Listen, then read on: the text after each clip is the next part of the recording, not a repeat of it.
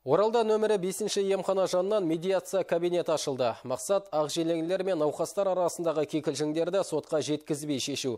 Айта кетейік, бұл өңірдегі медициналық ұйымдар арасында қолданысқа берілген алғашқы татуластыру кабинеті. Толығырақ келесі бейнематериалда.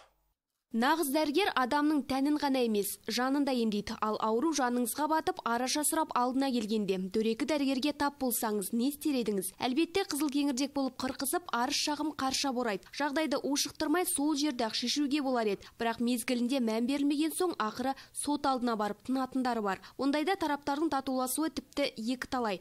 Осы іспеттес оқиғалардың алдын алуда медиация кабинетінің рөлі зор болмақ дейді мамандар. По трудовым спорам медицина қызметкерлері мен пациент арасындағы қатынасты реттеуді ғана емес, ұжымдық дауларды шешуге атсалысамыз. Қоғамдық медиаторлар, оның ішінде дәрігерлердің өздерін ассамблея жанынан құрылған орталықтан мамыр және қыркүйек айында арнайы курстан өткізу көзделген. Айта кетейік, бұл бастама облыстық ассамблея мен денсаулық сақтау басқармасы арасындағы меморандумға сәйкес жүзеге асырылды. Мамандар қоғамдағы даукестік жағдайын төмендетіп, халықтың отандық медицинаға деген сенімін арттыруда орталықтың оң ықпалы боларына сенеді.